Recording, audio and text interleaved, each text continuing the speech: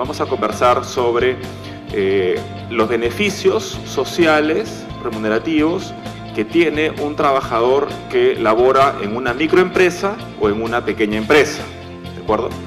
El término MIPE, ¿no?, está constituido no solamente por la microempresa, sino por la pequeña empresa, ¿sí? Antes de la normativa vigente, les comento como antecedente, solamente existía un régimen laboral, el de la microempresa, ¿de acuerdo? Recién a partir del año 2008 es que se crea un régimen adicional, el régimen de la pequeña empresa. Anteriormente, insisto, solamente existía el régimen de la microempresa, por lo menos de manera laboral, ¿no?, en materia laboral. Mira, si hacemos un poco de repaso, anteriormente la microempresa solamente estaba constituida por 10 trabajadores, ¿sí? Eran unidades económicas tan pequeñas que se establecía el límite de 10 trabajadores, ¿no?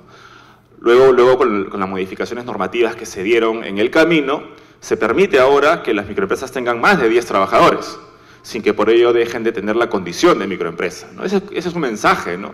¿Cuál es el mensaje que nos da el legislador acá? Que la microempresa puede crecer, puede seguir creciendo, ¿de acuerdo? De hecho se trata, ¿no? Nosotros creemos, desde una perspectiva particular, que el régimen de micro y pequeña empresa tiene que ser concebido como un régimen transitorio, ¿no? Ustedes, si son emprendedores, no pretenderán, entiendo, si constituyen un negocio, ser microempresarios toda su vida, ¿no? La idea es prosperar y seguir creciendo, ¿de acuerdo? Bueno, esa es la idea del régimen de las micro y pequeña empresa. A ver, vamos a conversar primero sobre la base legal, ¿no? Ya hemos dicho nosotros que, hagamos un repaso, ¿no? Desde el año 2003 se creó el régimen de la microempresa, ¿no? Repito, solamente existía un único régimen, el régimen de la microempresa, por lo menos régimen laboral especial. Recién en el año 2008 es que se incluye, además del régimen de microempresa, el régimen de la pequeña empresa, ¿sí? Las normas vigentes, ¿no?, son las que ustedes pueden ver en esta diapositiva, ¿no? La Ley 28015, ¿no?, Ley de Promoción y Formalización de la Micro y Pequeña Empresa, el Decreto Legislativo 1086, que se emitió en el año 2013, y es aquel decreto legislativo que fijó la regla de que la microempresa no necesariamente tiene máximo 10 trabajadores. Es decir, eliminó el requisito del número de trabajadores para efectos de determinar si se trata o no de una microempresa o también de una pequeña empresa. Porque, recordemos, cuando se creó el régimen de pequeña empresa en el 2008, se estableció que las pequeñas empresas no podían tener más de 100 trabajadores, ¿de acuerdo? Se estableció un límite, ¿no? 10 para las microempresas y 100 trabajadores para las pequeñas empresas. Hoy por hoy ese límite no existe. Puede haber microempresas de 15 trabajadores, de 30 trabajadores, de 50 trabajadores. Lo que importa para efectos de determinar si estamos frente a una micro o pequeña empresa ya no es el número de trabajadores, sino solamente la facturación anual, el nivel de ventas anual. Antes eran dos requisitos, el nivel de ventas y también el número de trabajadores. Ese segundo requisito ya se ha eliminado, ¿no? Repito, ¿por qué? Porque la idea de este régimen es que las empresas crezcan, pues, evidentemente, ¿no? No podríamos hablar de un régimen a perpetuidad de micro y pequeña empresa, por lo menos como lo vemos nosotros, ¿no? Este decreto legislativo 008-2008-TR es el reglamento, la norma reglamentaria, ¿no? Y también este decreto supremo 013-2013 produce. Sí, los invito a que tomen nota para que puedan revisarlos. En las diapositivas siguientes vamos a comentar el contenido de estos regímenes laborales. A ver.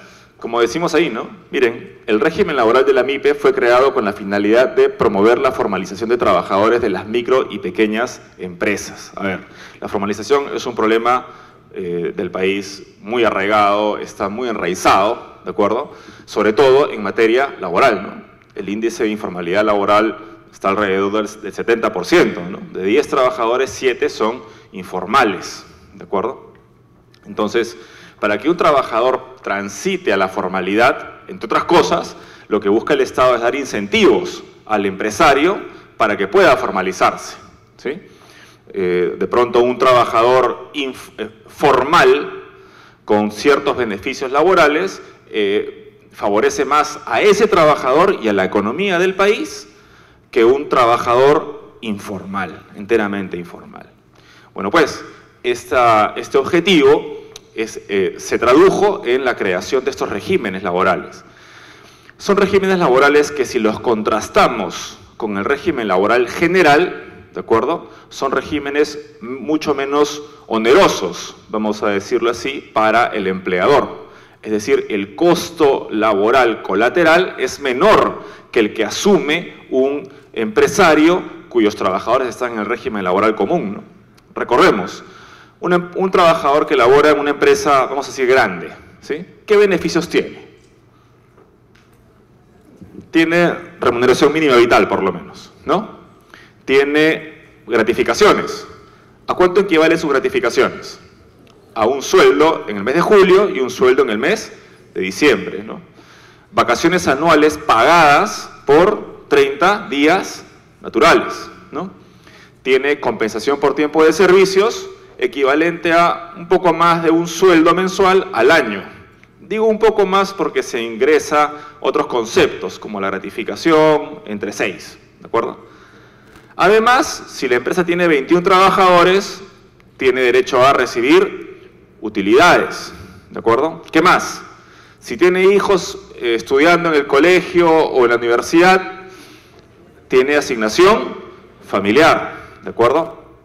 Esos son por lo menos el estándar mínimo, ¿no? La línea base de un trabajador que labora en una empresa, vamos a decir, mediana o grande, ¿de acuerdo? Un empresario, un pequeño empresario, un microempresario que quiere formalizarse, digamos, se enfrenta con este elenco de beneficios que acabamos de repasar, ¿y qué va a pensar? De pronto va a decir, va a sopesar, ¿no? Me conviene más seguir siendo informal, ¿no?, que formalizarme. ¿Por qué?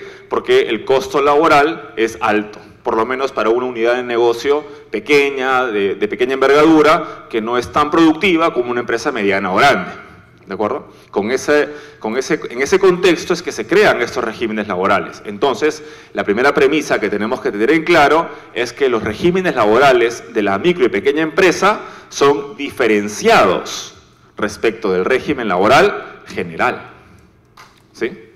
Ahora bien, ojo, no es el único régimen laboral que va en paralelo al régimen laboral general, ¿no? Ustedes pueden encontrar en la legislación laboral un sinnúmero de regímenes laborales distintos del régimen general, que pagan beneficios distintos de esta lista que hemos hablado, ¿no? Por ejemplo, en construcción civil, ¿no?, los trabajadores de construcción civil, el obrero de construcción civil, tiene beneficios distintos del trabajador del régimen laboral general, ¿sí? En el régimen pesquero existen beneficios distintos, la remuneración se calcula de manera distinta, ¿sí? ¿Qué más?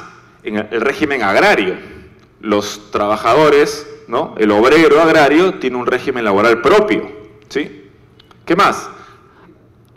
Los trabajadores mineros tienen el régimen laboral general, con algunas particularidades. No llega a ser un régimen especial, ¿no? Bueno, en el sector público, ¿qué tenemos? Profesores, ¿no?, los médicos, etc. Es decir, hay un sinfín de regímenes laborales que van en paralelo al régimen laboral general, ¿no? Algunos dicen, de hecho ustedes seguramente en los medios han escuchado, ¿no?, existe el debate actual, ¿no? ¿Por qué existen tantos regímenes especiales? ¿Por qué no un único régimen laboral para todos los trabajadores del sector privado e incluso del sector público, ¿no?, dicen algunos, ¿no? La pregunta es, ¿por qué existen tantos regímenes especiales, ¿no? Si nosotros queremos hacer un poco de teoría, y los invito a hacer, ¿no?, siempre es importante conocer los conceptos, ¿no? ¿Por qué existen regímenes laborales especiales distintos del régimen general? Según lo que nos dice la Constitución del Perú, no se puede emitir normas, el término, con nombre propio, ¿no? Las normas tienen que ser de alcance general, dice la Constitución. Pero se pueden emitir normas especiales cuando la naturaleza de las cosas así lo permita, ¿de acuerdo? Si por la naturaleza de las cosas se tiene que regular de manera diferenciada, ¿de acuerdo?, Entonces es procedente la existencia de un régimen especial. Preguntémonos entonces, un obrero de construcción civil que tiene un régimen especial, ¿por qué no está en el régimen general? Porque la naturaleza de su labor es distinta a la de un trabajador de oficina. ¿Me equivoco o no?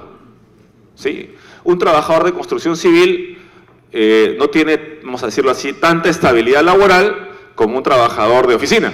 ¿Por qué? Porque solamente trabaja mientras haya obra. Si no hay obra, no hay trabajo. ¿De acuerdo? ¿Qué más? El trabajador de la pesca, por ejemplo, ¿su labor es similar a la que realiza un trabajador de oficina? No. ¿Dónde está? No está en una oficina. ¿Dónde está? Está en alta mar. ¿De acuerdo? El trabajador agrario, también. Su labor, ¿no? En el caso del régimen pesquero hay periodos de veda, también. Hay paralización de labores.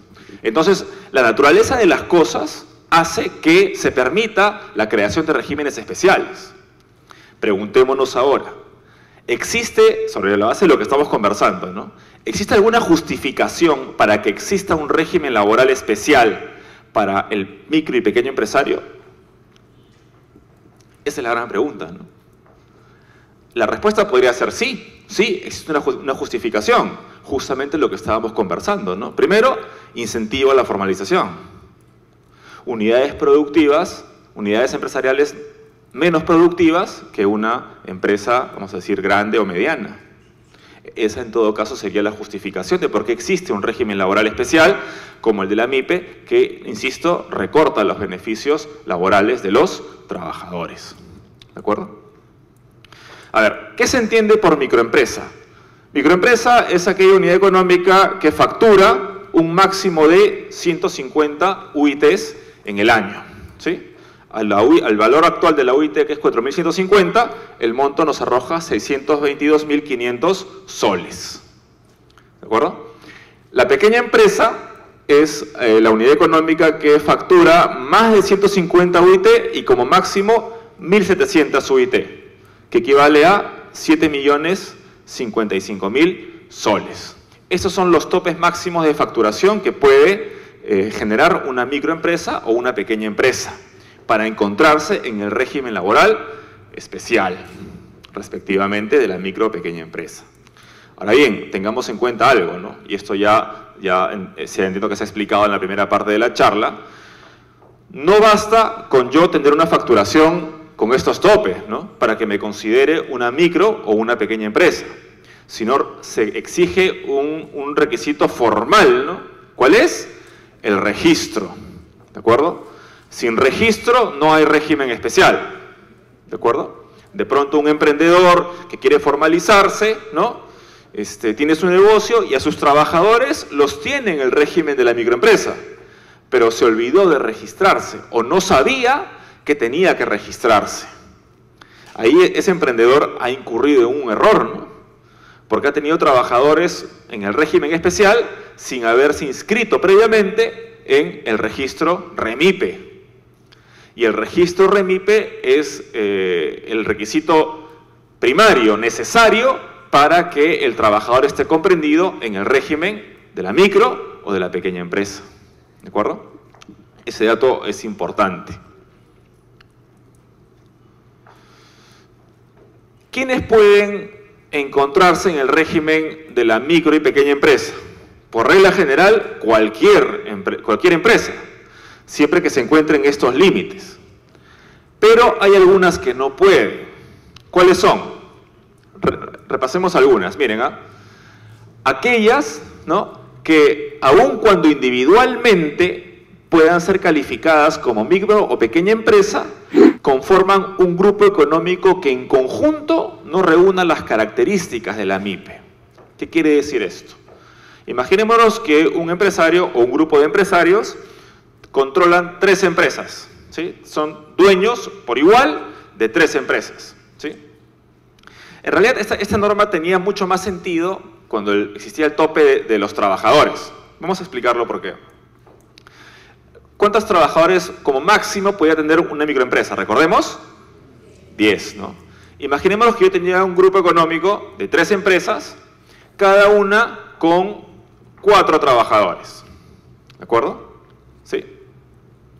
Individualmente, yo les pregunto, ¿podían constituirse como una microempresa? Sí, porque tenían las 3 menos de 10 trabajadores. Pero vista en conjunto, ¿cuántos trabajadores había? 12. La ley señala que en ese caso, ninguna de las 3 puede acogerse al régimen de la MIPE. ¿Por qué? Porque conforman un grupo económico, ¿sí?, que visto en conjunto no reúne las condiciones para ser una microempresa. Cuando había el número de trabajadores, era visible que superaba. Ahora tenemos que ver la facturación. Si factura cada una por separado menos de 150 UIT, parecería que cada una podría ser una microempresa. Pero vista en conjunto, ¿de acuerdo?, supera el tope. No se puede. ¿De acuerdo? Esas son las exigencias legales. ¿Tiene sentido? ¿Creen ustedes o no? Yo creería que sí tiene sentido, ¿no? ¿Por qué? Porque sería muy fácil violar la ley, ¿no?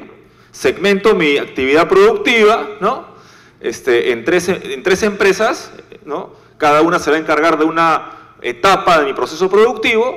Es decir, en los hechos soy una sola empresa, pero la segmento para beneficiarme yo como empleador y pagar menos beneficios laborales a los trabajadores de cada una de las 3 empresas. Entonces la norma sí tiene sentido, ¿no? La idea es que se acojan al régimen de la micro y pequeña empresa aquellas empresas que en verdad, ¿no?, por sí solas, ¿no?, no alcancen estos topes, ¿no? El segundo requisito es similar, ¿no? Tienen vinculación económica con otras empresas o grupos económicos, sean nacionales o extranjeros, que no cumplen las características de una MIPE, ¿no? Por ejemplo, existe una empresa en el régimen general, ¿de acuerdo?, que paga todos los beneficios completos, ¿sí? Y esta empresa del régimen general, ¿no?, los dueños de esta empresa constituyen una microempresa, una empresa chiquita, ¿de acuerdo?, que va a prestarle servicios a esta empresa grande. Conforman un grupo económico, están vinculadas, tienen los mismos dueños y los mismos administradores, ¿de acuerdo? Esta empresa chiquita tampoco puede constituirse como una micro o una pequeña empresa. ¿Por qué? Porque conforma o está vinculada con otra empresa que no reúne las características para ser una MIPE. Claramente, ¿no?, es similar al caso anterior. Lo que busca la ley es proteger a los trabajadores de esas empresas chiquitas, porque en realidad no trabajan para una empresa chiquita, trabajan en realidad ¿para quién? Para una empresa grande, a la cual está vinculada. ¿De acuerdo? Entonces, repito, ¿no?, nuevamente, hasta el hartazgo. La idea es que se acojan a este régimen especial las empresas que en verdad por sí mismas no tengan la facturación de la que estamos hablando. Nuevamente, recordemos, para que existan normas especiales tiene que haber una justificación. Si no hay justificación, no aplica la norma especial. Entonces, para que aplique la norma especial acá, en realidad tiene que tratarse de una unidad económica pequeña, ¿no?, micro o pequeña, valga el término, ¿no? Y el tercer supuesto, ¿quiénes no pueden constituirse como micro o pequeña empresa o están excluidas del régimen, ¿no? Aquellas que sí reúnen los requisitos, pero falsifican información. O en todo caso, falsifican información para aparentar que cumplen con los requisitos, ¿sí? Por lo demás, cualquier empresa que se encuentre en cualquiera de estos parámetros puede acogerse al régimen especial de la micro o de la pequeña empresa. El REMIPE. ¿Ya les han hablado del REMIPE? Sí. Entonces lo repaso en una línea, ¿no? Ya hemos dicho, ¿no?, para que una empresa califique como micro o pequeña empresa tiene que inscribirse en el registro. Es un registro constitutivo, ¿no? Así se dice. ¿Por qué? Sin registro no hay derecho, ¿no? Sin registro no hay régimen especial, ¿no? Ya les han enseñado cómo se realiza la inscripción. Se necesita la clave SOL para esos efectos. No incidiré más en ese tema. Pasemos ahora ya a los beneficios propios de estos regímenes. Los trabajadores tanto de la micro como de la pequeña empresa tienen derecho a percibir una remuneración por lo menos equivalente a la remuneración mínima vital. ¿A cuánto equivale la RMB actualmente? 850 soles. Entonces un trabajador de la microempresa, miren, incluso de la microempresa, tiene derecho a percibir una suma mensual no menor a 850. ¿De acuerdo? La norma que crea estos regímenes establece que podrían establecerse remuneraciones menores para el caso de la microempresa. Es decir, en un futuro podría discutirse la posibilidad de que los trabajadores de una microempresa perciban una remuneración menor a la remuneración mínima vital.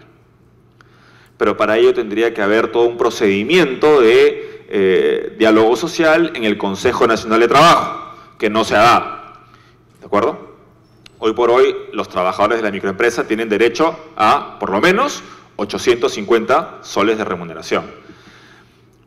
Ahora, esto sí aplica tanto para el régimen especial como para el régimen general, los trabajadores part-time, los trabajadores a tiempo parcial.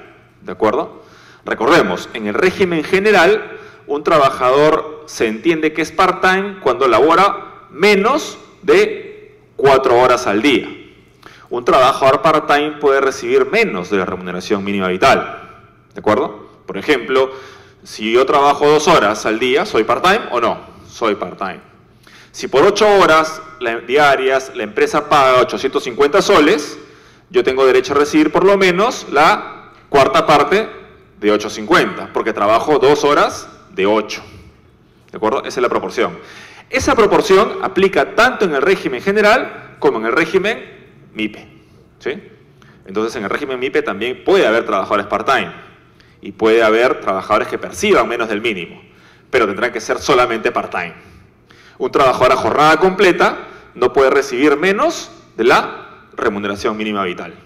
Y ya se entiende jornada completa con 4 horas. ¿De acuerdo? 4 horas, ya soy jornada completa.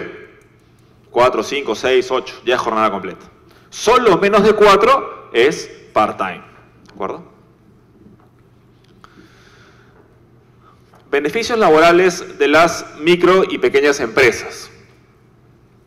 A ver, las micro y pequeñas empresas tienen beneficios en común, tienen beneficios exclusivos de una de ellas, ¿sí? Vamos a verlos en estos cuadritos. A ver, beneficios comunes de los trabajadores de la micro y pequeña empresa. A ver, en ambos casos, los trabajadores tienen derecho a un descanso vacacional de 15 días únicamente. Es decir, no son 30 días, sino 15 días. Ahora bien, ustedes saben, por ejemplo, los que trabajan o han trabajado en empresas medianas o grandes, ¿sí? Yo tengo 30 días de vacaciones. Yo puedo vender algunos días de esas vacaciones, ¿sí? Como máximo, ¿cuántos? 15 días, ¿no? ¿Sí? ¿Cómo aplicamos esa regla en el régimen MIPE? ¿Es posible vender vacaciones en el régimen MIPE? Y si es posible, ¿cuántos días puedo vender? ¿Los 15? A ver, si nosotros traemos el criterio de la norma general, ¿no? Nos dice que por lo menos debo gozar 15, ¿no? Solo puedo vender 15. Entonces, ¿qué nos está diciendo? La mitad, ¿no? Tienes que descansar por lo menos la mitad de los días. ¿Podemos traer ese criterio aquí? Son 15 días, ¿de acuerdo? La norma MIPE no nos dice expresamente si se puede vender o si no se puede vender vacaciones en el régimen de la micro y pequeña empresa, ¿de acuerdo? Sin embargo, existe una remisión, se remite a la norma general. Entonces, creemos nosotros que sí es posible vender vacaciones en el régimen MIPE. La pregunta es ¿cuántos días? A nuestro criterio, se pueden vender hasta 8 días. Como máximo 8 días. ¿Por qué? Porque en el régimen general encontramos un artículo en la Ley de Descansos Remunerados que nos dice que los trabajadores deben gozar como menos de 7 días al año de descanso. Entonces, trayendo esa norma al régimen MIPE, ese trabajador de 15 días tiene que descansar por lo menos 7 días. Y 8 podrán ser vendidos. El término jurídico no es venta de vacaciones, se llama reducción de vacaciones. Decimos vender para hacer mucho más didáctica la presentación. Pero el término es reducción de vacaciones. Entonces, ¿sí se pueden reducir? Sí. Puedo vender máximo 8 días. ¿De acuerdo? Con el pago de la compensación correspondiente. Y eso aplica tanto para el régimen de la microempresa como de la pequeña empresa. Jornada máxima. En ambos casos, los trabajadores tienen derecho a la jornada máxima que está establecida en la Constitución, ¿no? Y en la ley, que es de 8 horas semanales o 8 horas diarias o 48 horas semanales. 8 horas semanales es poquísimo, ¿no? Máximo 48 horas semanales, ¿sí? Ojo, esta norma hay que leerla bien, ¿no? O sea, no es que yo tengo máximo 8 horas diarias. Yo puedo trabajar 9 horas diarias, 10 horas diarias, ¿sí? No es exacto decir tengo derecho a las 8 horas diarias de trabajo. Porque el tope, miren, está escrito de manera conjuntiva, ¿no? O 8 o 48. ¿Qué quiere decir esto? Yo puedo superar las 8. Lo que no puedo superar son las 48. Un trabajador que labora 5 días a la semana, a razón de 9 horas por día, hace 45 horas. Está superando las 8 horas diarias, porque hace 9, pero no supera el límite semanal, que es de 45. ¿Esa jornada está bien o está mal? Está bien. Si la jornada hubiera sido redactada 8 y 48, ahí sí no puedo superar ni las 8 ni las 48. Pero como está redactado 8 o 48, puedo superar las 8. Lo que no puedo superar son las 48. Eso aplica en el régimen general y también en el régimen especial de la micro y pequeña empresa. ¿De acuerdo? Descanso semanal, mínimo 24 horas. ¿De acuerdo? Mínimo 24 horas.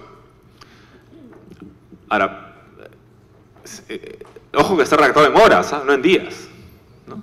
¿Por qué no está en días y sí en horas? ¿Se ha puesto a pensar? La norma nos dice que el trabajador tiene derecho como mínimo a 24 horas consecutivas de descanso semanal. ¿Por qué no dijo días? En realidad, ¿por qué? Porque para los trabajadores de jornada nocturna, ¿no? Para los trabajadores de jornada que empieza un día y termina en otro día. Por ejemplo, yo trabajo de 10 de la noche a 6 de la mañana. Eso se llama jornada nocturna. Mi día acaba entonces a las 6 de la mañana, ¿sí? ¿Desde cuándo yo, si se contara como descanso semanal días, yo salgo a las 6 de la mañana y ese día no sería mi día de descanso todavía, porque el día ya empezó? ¿Se dan cuenta, no? Para los trabajadores cuya jornada combina más de un día, es preciso señalar el descanso en horas, no en días. Si no, no se podría hacer el cálculo. ¿De acuerdo? Ese trabajador de 10 a 6, ¿de acuerdo? Su día de descanso empezará a las 6 y termina a las 6 del día siguiente, por ejemplo. Y regresa el día siguiente a las 10 de la noche, reinicia sus labores. No tuvo ningún día completo de descanso, pero sí tuvo 24 horas. Por eso está redactado en horas. Y ojo, es mínimo 24 horas. Si yo trabajo de lunes a viernes, tanto el sábado como el domingo son mis días de descanso.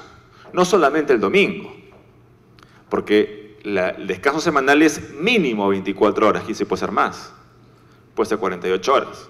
Si yo trabajo 4 días a la semana, tengo 3 días de descanso semanal. ¿De acuerdo? Eso es importante tener en cuenta, ¿no?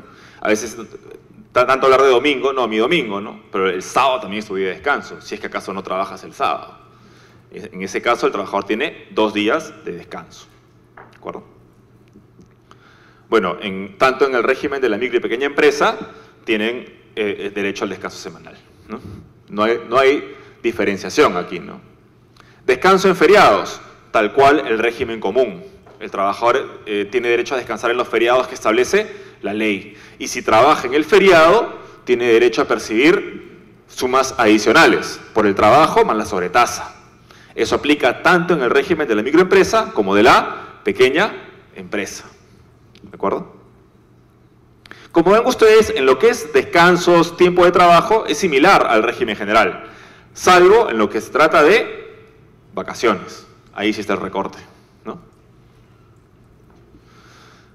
Beneficios exclusivos de la microempresa.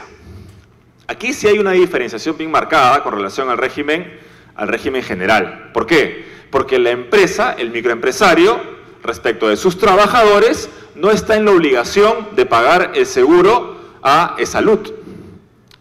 ¿De acuerdo? Un trabajador del régimen general tiene derecho a la cobertura de salud, ¿no? ¿Cuánto paga la empresa por ese trabajador? El 9% de su sueldo. ¿De acuerdo? Los trabajadores de la microempresa son afiliados al CIS, ¿no? Al Seguro Integral de Salud, que es mucho más básico. Tiene menos, su plan de cobertura es mucho menor que el seguro social. Y es un seguro que lo paga el empleador y el Estado, es subsidiado por el Estado. Entonces, ahí sí hay un beneficio para la empresa, ¿no? El costo de cobertura de salud es menor que el régimen general. ¿De acuerdo? En lo que es sistemas pensionarios, los trabajadores tienen que afiliarse obligatoriamente, sea a cualquier AFP o a la ONP. ¿De acuerdo? Están en la obligación. Si ustedes tienen un emprendimiento, un negocio, y su trabajador les dice, por favor, no me descuentes AFP porque quiero tener más liquidez, es un error, ¿de acuerdo? Tenemos que descontarle igualmente, así seamos una microempresa. El trabajador tiene que cotizar a la jubilación, ¿de acuerdo? Vemos ahora las pequeñas empresas. La pequeña empresa, como ven ustedes, ya hemos dicho, ¿no? ¿Tiene vacaciones? Sí. ¿Cuántos días? 15 días, más todos los demás descansos del régimen general. En lo que es cobertura de seguridad social, los trabajadores de la pequeña empresa sí tienen derecho al seguro social de salud. Tan igual que los trabajadores de la mediana o gran empresa. ¿De acuerdo? Ahí hay una distinción entre la micro y pequeña empresa, ¿no? Y ese trabajador tiene la misma cobertura que un trabajador del régimen general. ¿De acuerdo? Los trabajadores de la pequeña empresa sí tienen gratificaciones legales, algo que no tienen los trabajadores de la microempresa. Con la diferencia, con relación al régimen general, que el trabajador de la pequeña empresa solo recibe medio sueldo en julio y medio sueldo en diciembre. ¿De acuerdo? Los trabajadores de la pequeña empresa tienen derecho a CTS, ¿de acuerdo? A compensación por tiempo de servicios. Sin embargo, el tratamiento es distinto del régimen general. Recordemos, ¿cómo es en el régimen general?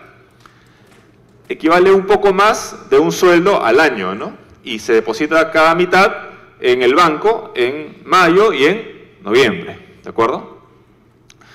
Por todo el tiempo que yo trabaje en una empresa, ¿no? Miren ustedes el régimen de la pequeña empresa. Tengo derecho a 15 remuneraciones diarias por año de servicios con un tope de 90 remuneraciones diarias. Desde ya yo les digo algo, ¿no? En realidad no es una compensación por tiempo de servicios. ¿Por qué? Porque la compensación por tiempo de servicios, su nombre lo indica, tendría que compensarme todo el tiempo de servicios que yo trabajo en una empresa. Pero si ponen 15 remuneraciones diarias con un tope de 90 remuneraciones diarias, en realidad lo que me está diciendo es que es una compensación por los primeros 6 años de servicio. Porque 90 entre 15, ¿cuánto es? 6. Es medio sueldo por año con un tope de 90 remuneraciones diarias, o su equivalente a 6 sueldos mensuales. Es decir, si yo trabajo en una pequeña empresa, 5 años, 6 años, tengo CTS. Supero los 6 años en la misma pequeña empresa, ya no tengo derecho a CTS. ¿Se dan cuenta, no? ¿Por qué? Porque ya llega el tope. El tope de 90 remuneraciones diarias. ¿Se dan cuenta, no? Por eso digo que no es una compensación por tiempo de servicios. Es más una compensación por los primeros 6 años de servicio. ¿Sí? Esta norma sí es bastante cuestionable, ¿no? Pero es el tratamiento vigente. Los trabajadores de la microempresa sí no tienen derecho a CTS. ¿De acuerdo? ¿Cómo se paga esta CTS? Tan igual que en el régimen general. Se deposita en el banco cada 6 meses, en mayo y en noviembre. La mitad de 15 remuneraciones diarias en mayo y la otra mitad en noviembre, y así por el año, por los primeros 6 años. ¿De acuerdo? Utilidades. ¿Tienen derecho? La norma no lo señala expresamente, ¿de acuerdo? Podría entenderse que sí o podría entenderse que no. ¿Por qué? Porque algunos entienden que los beneficios del régimen de la micro y pequeña empresa son taxativos, ¿no? Y no pueden adicionarse otros, ¿no? En el caso de la participación en las utilidades, los trabajadores de la microempresa no tienen derecho, ¿de acuerdo? Aun cuando tengan más de 20 trabajadores, ¿sí? Los trabajadores de la pequeña empresa, siempre que tengan más de 20 trabajadores, ¿de acuerdo? Protección contra el despido arbitrario. ¿Existe protección contra el despido arbitrario? Sí, ¿de acuerdo? Si un trabajador de la micro y pequeña empresa es despedido de manera arbitraria, tiene derecho a una indemnización. En el caso de la microempresa, serán 10 remuneraciones diarias por cada año completo de servicios, con un tope máximo de 90 remuneraciones diarias. ¿Qué quiere decir esto? Que por cada 3 años, ¿no?, tengo un sueldo mensual de indemnización. ¿De acuerdo? ¿El tope cuánto es? El tope son 90 remuneraciones diarias, es decir, 3 sueldos mensuales. ¿Por qué? Porque 30 remuneraciones diarias hace un sueldo mensual. 90 remuneraciones diarias son 3 sueldos mensuales. Si yo gano 1000 soles, por ejemplo, ¿de acuerdo?, y tengo trabajando en una microempresa, digamos, 6 años, ¿no?, y me despiden de manera arbitraria, ¿cuánto me corresponderá de indemnización? Ojo, mi sueldo es 1000 soles. Como máximo, ¿cuánto me va a tocar? 3000 soles de indemnización. 3 sueldos mensuales. ¿Sí? ¿Está claro el ejemplo? En el caso de la pequeña empresa, serán 20 remuneraciones diarias por cada año completo de servicios, con un máximo de 120 remuneraciones diarias. ¿De acuerdo? Si 30 remuneraciones diarias hace un mes, 120 remuneraciones diarias, ¿cuántos meses son? 4. Entonces, un trabajador de la pequeña empresa que es despedido de manera arbitraria tiene como indemnización máxima 4 sueldos mensuales. ¿De acuerdo? En la microempresa, máximo 3 sueldos. En la pequeña empresa, máximo 4 sueldos, como indemnización por despido arbitrario. ¿De acuerdo? ¿Por qué se dictan normas para la micro y pequeña empresa? Ya hemos dicho, para promover la formalización laboral, ¿no? ¿En qué consiste la formalización laboral? Por lo menos, tener a tu personal formalizado implica reconocerlos como trabajadores, con beneficios sociales y cobertura social, seguridad social. ¿De acuerdo? El régimen laboral de la micro y pequeña empresa reconoce beneficios sociales, remuneraciones mínimas y además protección social. Porque incluso los trabajadores de la microempresa, ¿no?, tienen derecho por lo menos a un seguro primario como el SIS. Tienen cobertura social. Los trabajadores de pequeña empresa sí tienen una cobertura mayor. Y en ambos casos es obligatorio el registro para jubilación. ¿De acuerdo? Entonces, tanto el régimen de la micro como la pequeña empresa tienden a promover la formalización, tener trabajadores en planilla con beneficios y cobertura social. ¿Por qué? ¿Qué ventajas me da la formalización? ¿No? Dirá el emprendedor, ¿no? Oye, pero tener mis trabajos en planilla me cuesta pagar beneficios, costos colaterales, etcétera, ¿no? Primero, mayor productividad y competitividad, ¿no? Un trabajador formal en planilla es mucho más productivo, está claro. Creo que eso no tiene mucha ciencia, evidentemente, ¿no? Si soy más productivo, mi empresa va a ser más competitiva. ¿De acuerdo? Si mis trabajos son más productivos, mi empresa es más competitiva, ¿no? Puedo acceder a financiamiento, bancos, cajas, etcétera, cualquier entidad del sistema financiero, si soy formal. Si no soy formal, ¿quién puede financiarme?